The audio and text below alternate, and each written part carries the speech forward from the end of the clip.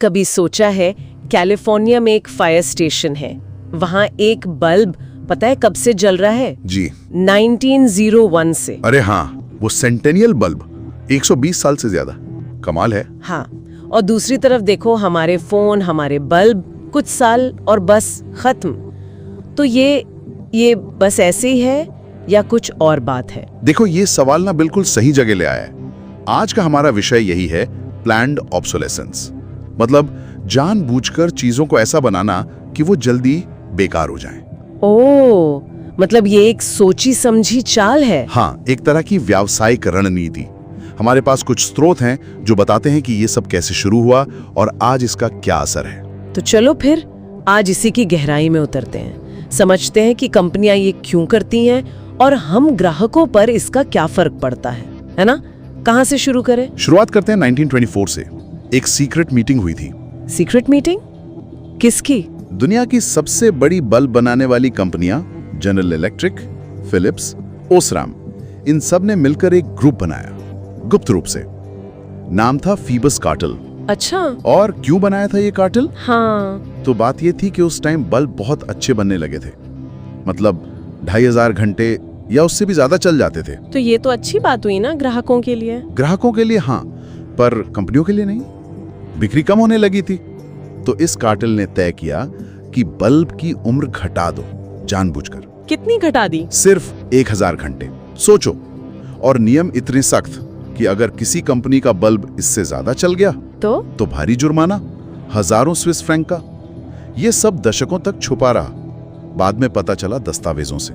मतलब अच्छी चीज बनाने पर सजा? ये तो अजीब है। अजीब ही नहीं, ये एक तरह से इनोवेशन को रोकना था। कोई टिकाऊ बल्ब बनाने की कोशिश भी करे तो उसे दबा दिया जाता था।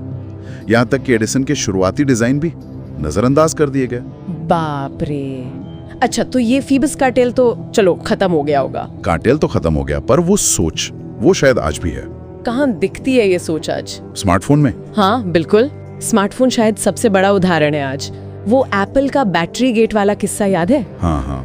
जब पुराने आईफोन अपडेट के बाद एकदम स्लो हो जाते थे, लगा था कि जानबूझकर कर रहे हैं। बिल्कुल, बहुत लोगों को ऐसा ही लगा ताकि लोग नया फोन खरीदें। एप्पल ने क्या कहा था इस पर? उनका क्या तर्क था? एप्पल का कहना था कि आनी बैटरी वाले फोन अचानक बंद ना हो जाएं, इसलिए परफॉर्मेंस कम कर रहे थे। लेकिन ये बात उन्होंने खुलकर नहीं बताई पहले। तो पारदर्शिता पे सवाल उठे, केस हुए, जुर्माना भी देना पड़ा। तो देखो, है ना, ये भी एक तरह से प्रोडक्ट की लाइफ कंट्रोल करने जैसा। हाँ, लगता तो है। अच्छा, एक और चीज का जिक्र था स्रोतों में, इंजीनियर डिससैटिस्फैक्शन। ये क्या भला है? हाँ, ये भी बड़ी दिलचस्प चीज है। इसे जनरल मोटर्स के एल्फ्रेड स्लोन ने फेमस किया कार इंडस्ट्री में। General Motors? हेनरी फोर्ड के टाइम पे? हाँ बिल्कुल। फोर्ड चाहते थे कि कारें टिकाऊ हों, सालों साल चलें, मॉडल टी जैसी। लेकिन स्लोन का आइडिया अलग था। क्या आइडिया था? उन्होंने कहा, इंजन बेशक वही रखो, पर हर साल ना कार का डिजाइन बदलो, रंग बदलो, थोड़ा लुक चेंज कर दो, ताकि लोगों को अपनी पुरानी कार पुरानी लगने लगे, बोरिंग। एग्जैक्टली, बिल्कुल सही। ताकि ग्राहक अपनी बिल्कुल ठीक ठाक चलती कार से भी असंतुष्ट हो जाए और सोचे, यार नया मॉडल लेना है, चमक दमक वाला। ये तो मनोवैज्ञानिक खेल हुआ। हाँ बिल्कुल, नयापन अच्छा लगता है ना, लगता है हम कुछ बेहतर कर रहे हैं। एक स्रोत इसे डार्विन के सर्वाइवल ऑफ द फिटेस्ट से भी जोड़ता है कि इंसान हमेशा खुद को अपग्रेड करना चाहता है। और एप्पल भी तो यही करता है हर साल, थोड़े से बदलाव, नया डिजाइन और नया फोन। हाँ, कहीं ना कहीं ये वही पैटर्न है। तो ये जो पूरी खरीदो, इस्तेमाल करो, फेंको वाली संस्कृति बन गई है, इसका कोई जवाब है? लोग कुछ कर रहे हैं इसके खिलाफ? हाँ बिल्कुल, एक आंदोलन जोर पकड़ रहा है, राइट टू रिपेयर, मरम्मत का अधिकार। मरम्मत का अधिकार मतलब सीधा सा है, अगर आपकी कोई भी चीज टूट जाए, फोन हो, लैपटॉप हो, तो आपको हक होना चाहिए कि आप उसे खुद ठीक कर सको या किसी लोकल दुकान पर ठीक करा सको। लेकिन कंपनियां तो ऐसा करने नहीं देती आसानी से, पुर्जे नहीं मिलते या सॉफ्टवेयर लॉक होता है। सही कहा। आलोचक यही कहते हैं कि कंपनियां जानबूझकर मरम्मत को मुश्किल और महंगा बनाती हैं ताकि आप ठीक कराने की बजाय नया खरीद लो। जैसे वो लैपटॉप की चार्जिंग चिप वाला उदाहरण था। हाँ, कि एक छोटी सी चिप खराब हुई और उसे सिर्फ कंपनी बदल सकती है, वो भी बहुत महंगे में। नतीजा, ग्राहक सोचता है, यार इससे अच्छा नया ले लूं। इससे तो ग्राहक का नुकसान तो है ही, पर्यावरण का भी बहुत नुकसान होता होगा, इतना सारा ई कचरा। बिल्कुल, ये एक बहुत बड़ी चिंता है। ईवीएस बढ़ता जा रहा है। तो क्या कहीं कोई नियम कानून बन रहे हैं इसे रोकने के लिए? हाँ, कोशिशें हो रही हैं। जैसे फ्रांस में ना अब प्रोडक्ट्स पर रिपेयरेबिलिटी स्कोर देना पड़ता है। रिपेयरेबिलिटी स्कोर वो क्या होता है? उससे पता चलता है कि किसी प्रोडक्ट को रिपेयर करना कितना आसान या मुश्किल है, तो ग्राहक खरीदने से पहले देख सकता है। ये पारदर्शिता की तरफ एक अच्छा कदम है। ये तो अच्छी बात है। तो देखो, अगर हम पूरी बात को समेटें, हाँ, तो प्लान्ड ऑब्सोलेसेंस क्या है? ये एक बिजनेस स्ट्रेटेजी है।